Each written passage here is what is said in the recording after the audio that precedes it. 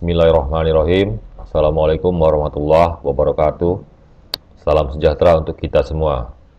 Yang terhormat Bapak Penguji Insinyur Haji Fahriza MM, yang terhormat Ibu Yuniarti Esos MPD sebagai coach atau pembimbing, yang terhormat Bapak Joni Idris SHMM, Kabid Hubungan Mediatik Diskominfo dan Statistik Provinsi Bengkulu sebagai mentor. Pada kesempatan ini, izinkan saya memaparkan PowerPoint terkait rancangan aksi perubahan. Pertama-tama, izinkan saya memperkenalkan diri.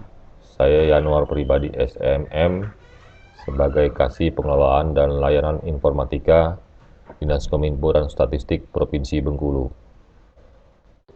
Pada kesempatan ini, saya mencoba memaparkan rancangan aksi perubahan saya dengan tema optimalisasi penyelenggaraan subdomain OPD Pemprov Bengkulu yang berbasis aplikasi website. Kemudian, yang melatar belakangi adalah adanya Pergub nomor 58 tahun 2018 tentang kedudukan, susunan organisasi, tupoksi Dinas Kominfo dan Statistik Provinsi Bengkulu. Kemudian visi Diskominfotik terwujudnya penyelenggaraan Kominfo, statistik dan persandian yang efektif berbasis teknologi informatika. Dan salah satu misi adalah meningkatkan kualitas pelayanan publik yang profesional berbasis teknologi informasi.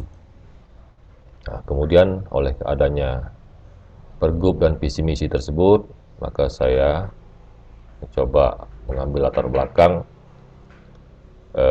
kegiatan atau rancangan aksi perubahan ini, adanya perlunya pemanfaatan IT dalam rangka mengoptimalkan penyelenggaraan subdomain OPD dari pengajuan manual menjadi berbasis aplikasi website. Kemudian area dan fokus aksi perubahan adalah mengoptimalkan penyelenggaraan subdomain OPD Pemprov Bengkulu dengan berbasis aplikasi website. Tujuan dan manfaat. Tentu tujuan kita ada jangka pendek, jangka menengah, dan jangka panjang. Jangka pendek membuat alur flowchart. Manfaatnya adalah dengan dibuatnya maka akan mempermudah pelaksanaan pelayanan subdomain OPD. Jangka menengah, sosialisasi dan tersedianya aplikasi layanan penyelenggaraan subdomain OPD tersebut. Dengan manfaat, kalau sosialisasi tentu akan menambah pemahaman tentang adanya aplikasi layanan subdomain. Sedangkan tersedianya aplikasi akan membuat layanan OPD semakin efektif. Jangka panjang, terlaksananya layanan subdomain OPD yang berbasis aplikasi website ini dengan baik. Manfaatnya tentu akan mengoptimalkan penyelenggaraan subdomain OPD.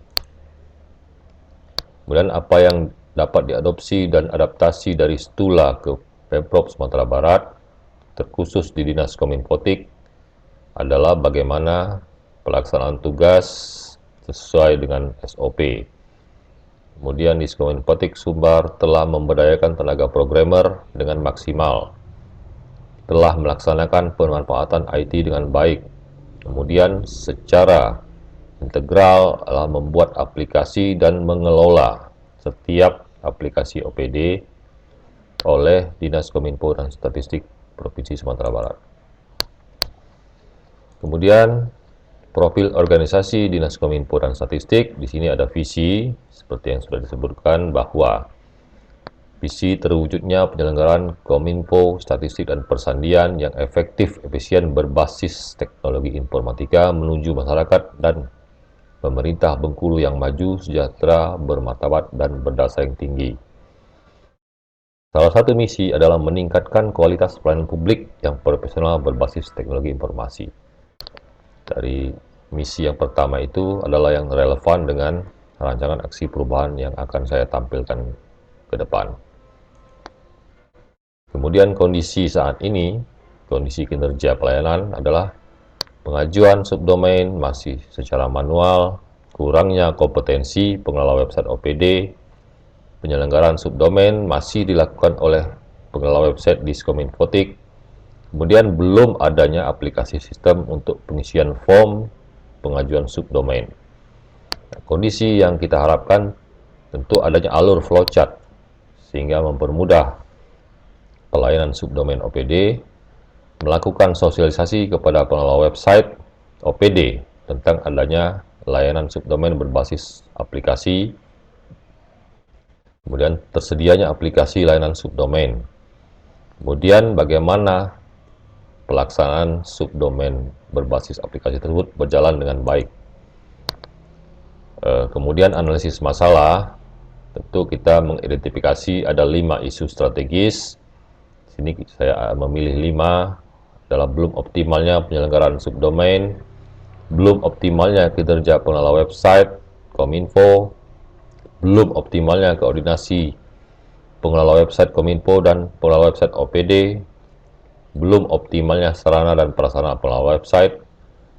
Yang kelima, belum optimalnya fungsi-fungsi pelaksanaan domain dan subdomain oleh pengelola website.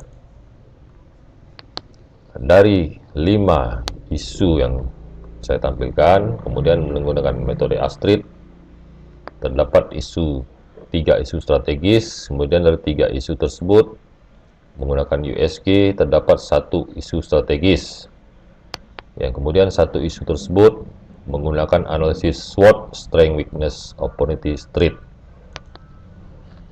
Isu yang terpilih adalah belum optimalnya penyelenggaraan subdomain OPD pemerintah Provinsi Bengkulu.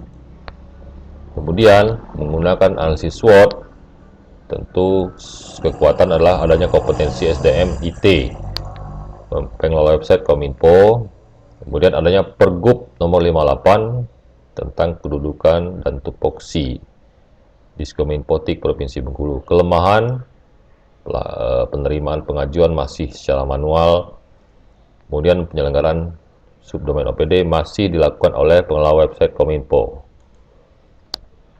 Faktor eksternal atau peluang dan threat, peluang dulu adanya ketersediaan pengelola website OPD, kemudian adanya infrastruktur jaringan IT. Sedangkan threat atau ancaman kurangnya kompetensi pengelola website OPD, OPD masih menggunakan form manual, selanjutnya rendahnya respon OPD. Kemudian bab 4, bagaimana strategi penyelesaian dari masalah-masalah tersebut.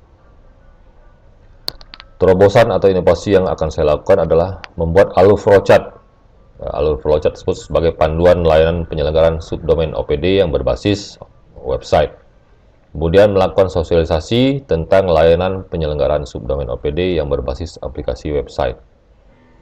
Selanjutnya, bagaimana layanan penyelenggaraan subdomain OPD berbasis aplikasi website itu sudah tersedia atau sudah ada ruang aplikasi website untuk menyelenggarakan subdomain OPD secara elektronik.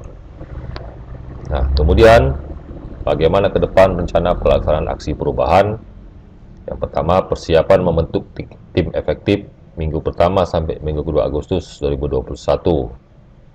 Tahap pelaksanaan membuat alur flowchart dengan membuat layanan aplikasi website penyelenggaraan subdomain OPD yang saya targetkan minggu ketiga dan minggu keempat Agustus 2021. Kemudian yang ketiga, sosialisasi dan evaluasi.